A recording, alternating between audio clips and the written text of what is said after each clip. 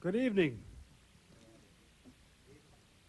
This will only take me a minute. On behalf of Chapman University, the Department of Political Science and Chapman University, and the Forum of Alternative Parties, I would like to welcome all of you to this California gubernatorial debate.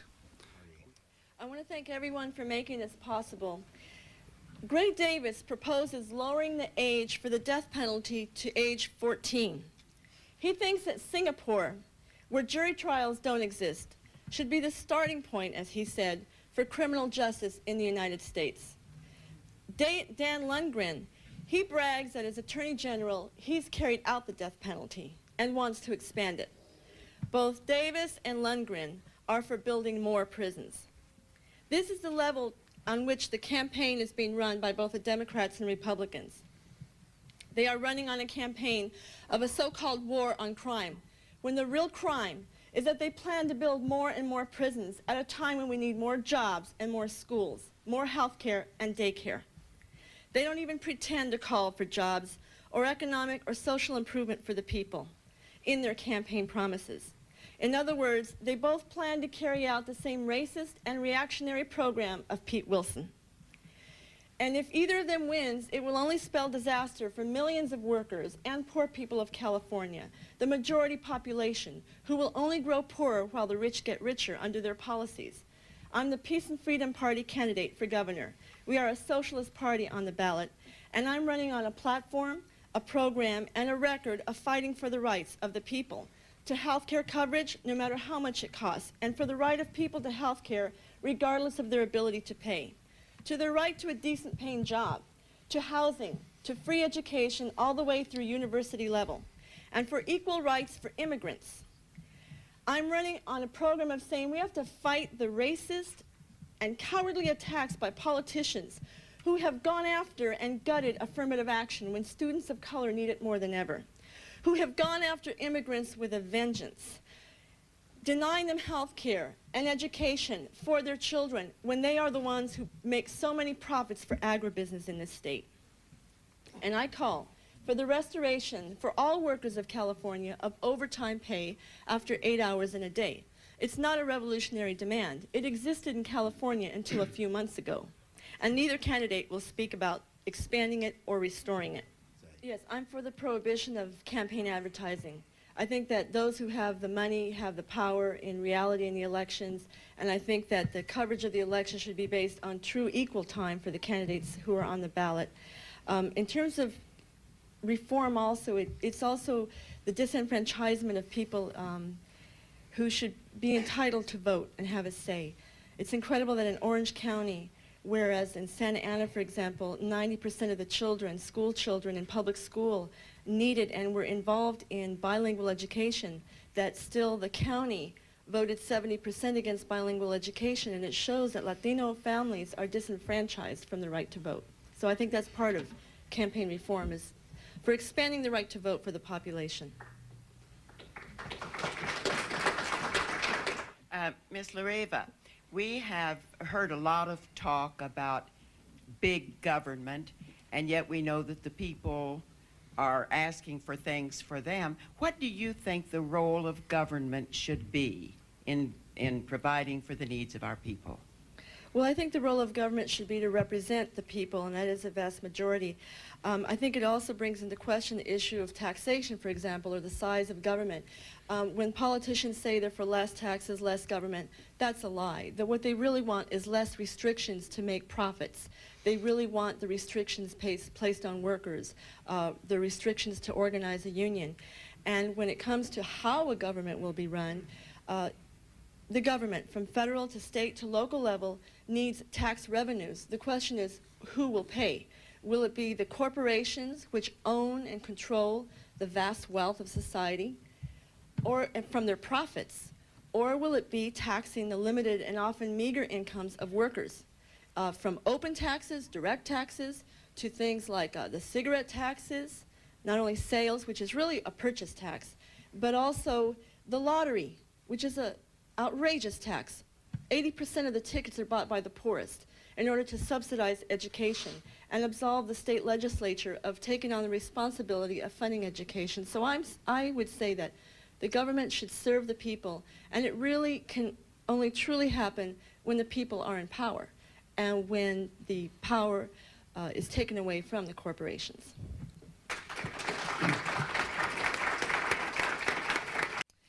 Well, I'm a 100% proponent of public education, public schools. I'm against the school vouchers, and I'm also against the attacks on public schools. I also think that there must be growing programs of cultural awareness, of teaching tolerance to children from a very early age, of all nationalities, of all races, of people, of everyone's sexual orientation, of the rights for women, so that we don't have the kind of terrible crimes that took place in Wyoming a few days ago. And I want to also say that the lack of funds for any child and their family should not be an obstacle to going to university. And unfortunately, school in the country, and especially in California, is becoming resegregated. I am a strong proponent of affirmative action.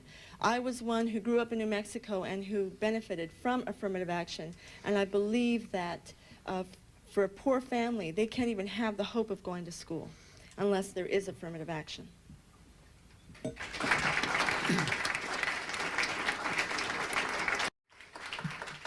The last time that Ross Perot ran for president, he had the billions of dollars to run, and he got on every ballot in the country, and yet he was locked out of the debates. So if a billionaire like him, who supports the system, can't even get on a simple presidential debate, what chance do workers' candidates have in this system, the electoral system? I dare say really none at all, in a meaningful way to challenge through the elections. And I think that, again, it is movements of workers and the people, of students, who make the real change, regardless of the politicians that are in office. I do believe that Democrats and Republicans are inherently corrupt, but in addition, I think that they are really just front people for those who have the real power, the corporations, and especially those lobbyists from the companies and military contractors who hold the real weight in society.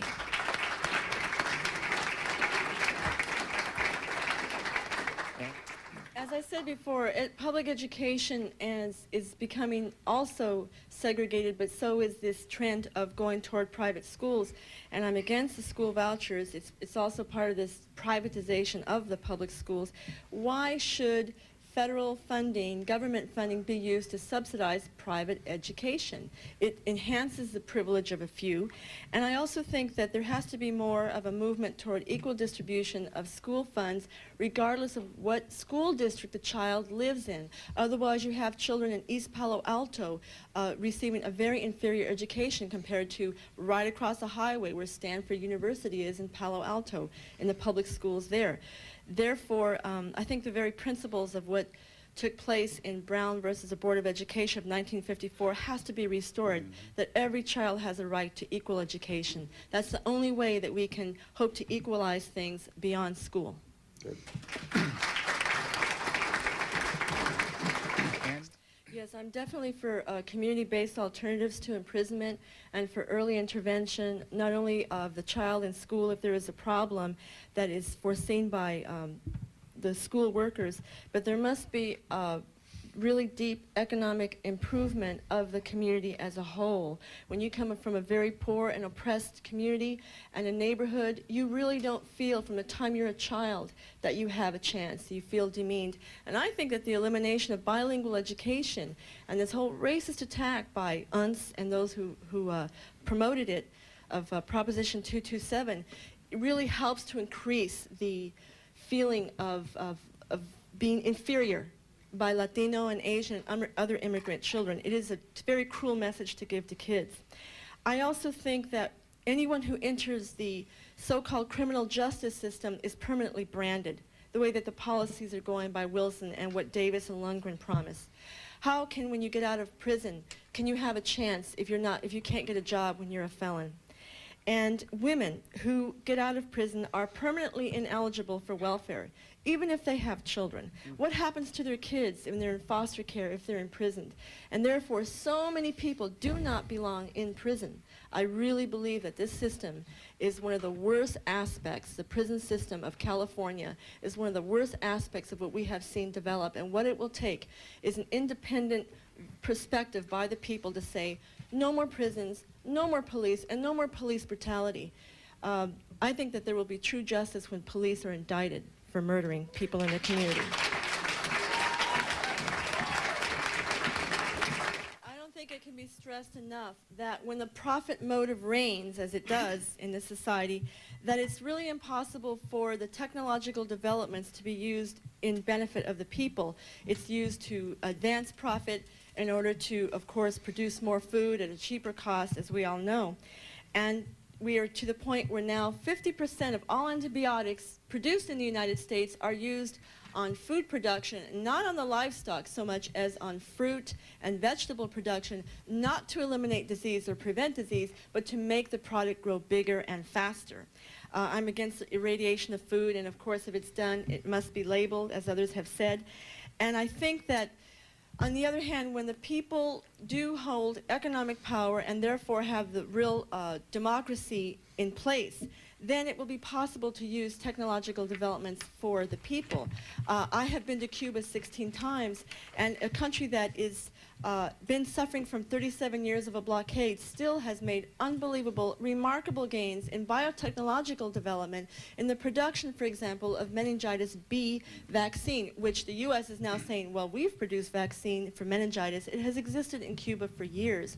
And they are also producing food in a country that is isolated, and therefore when the people, again, have the real power and have the right to make choices, then they can use technology to their benefit, and not technology as it's used here to lay people off when you can find a machine that can produce more. Okay, I very much in solidarity with the prison movement in California and in the United States, which really is exposing the fact that prisons are concentration camps for the poor. There has not ever been a rich man put on trial for a capital murder in the United States. And if anybody can find one, please let me know. But there is also a very, very cruel treatment of prisoners. People with HIV and AIDS have never been eligible for visits from their spouses. Wilson has carried on a war against the most vulnerable in prison by saying that they can't have visits, that they can't even have exercise equipment, that they can't have education, and the state has removed the word rehabilitation from the policy statement in the Department of Corrections. I think it is an outrage. I'm against 3 strikes. But I also want to say that a lot of people have said, well, let's eliminate the nonviolent offense categorization in 3 strikes. And there are still many, many people in prison who are in for violent offense charges that is mostly directed against African American men. It's a very racist thing. When the cops arrest an African American man and Latino, they are more likely to charge them with extra violent offense charges in order to keep them in. And we have to remember that this, at the core of the prison system, is racism.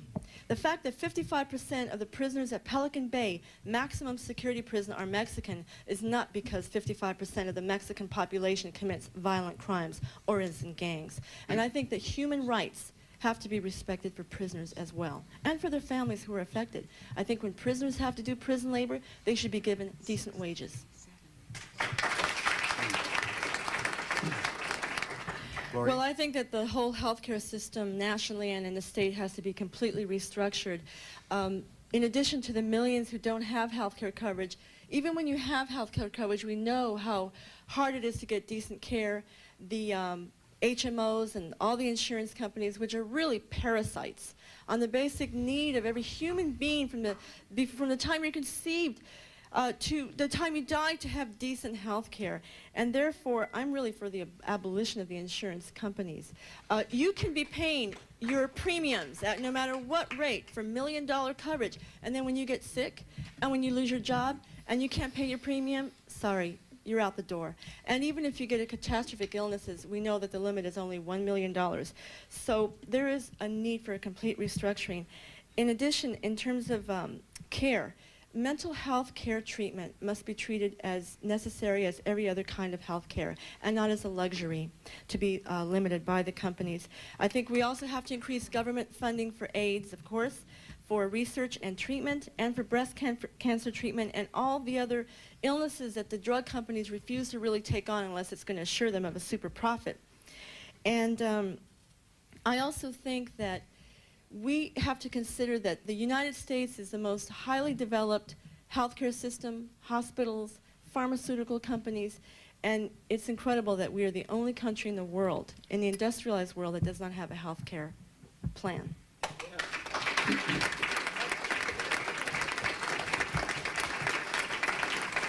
Gloria? Well, I'd like to list a few of the things that I believe that the youth in school should have the right to. I think that they should have the right to the things that may seem very minor, but the right to be free of illegal search and seizure, and the right to have the lockers, to have the school books instead of having to cart it home because of the fear that the public has of youth, which has been really perpetrated by the police and other agencies in the media. The right to be guaranteed a decent education, to be in safe schools free of the crumbling structure, and also the right to be free of racism and sexual harassment, and the right of lesbian gay students to also be able to express themselves without fear of being intimidated by either students or teachers, and the right to also have their own kind of clubs if they need that to feel more secure. The right to preparation for the future and knowing that their option and right to higher education, and the preparation and not being tracked. That's a big problem in schools, is being tracked into those who will go to just a job after high school and those who will go on to college. And if they feel that their needs are not met, I feel that they have the right to walk out, to demonstrate, to protest without recrimination from the school board.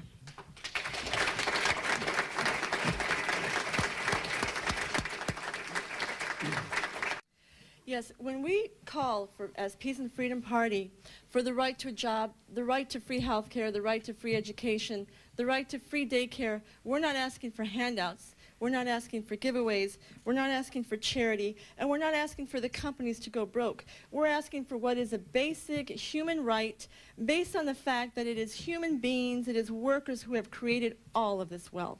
How can it be that a construction worker can work on a giant skyscraper in Los Angeles or San Francisco, and then when their job is done and the layoffs happen, he's not entitled to a room in that building. He's not even entitled to a home because of the right of private property to prevail over his rights. I don't believe that any politician can claim to serve both classes, either the workers or the owners, either the landlords or the tenants. I claim to only represent the working class, which is the great majority of the people of society. And I believe that it is time for us to begin to turn things around and to tell the truth. And the truth is that we would be able to subsidize all of what we are calling for in society on one basis alone, and that is by eliminating the military budget of this country, which is only used in order to oppress people who try to defend their rights in countries from Mexico and Chiapas or Indonesia against the exploiting shoe companies.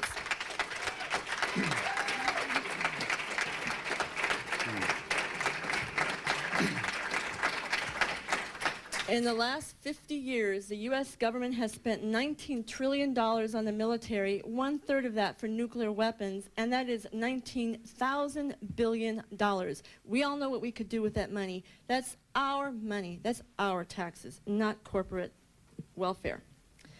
I do not believe that the natural resources of the earth should be the domain of a few individuals, but that also includes the factories that we have created.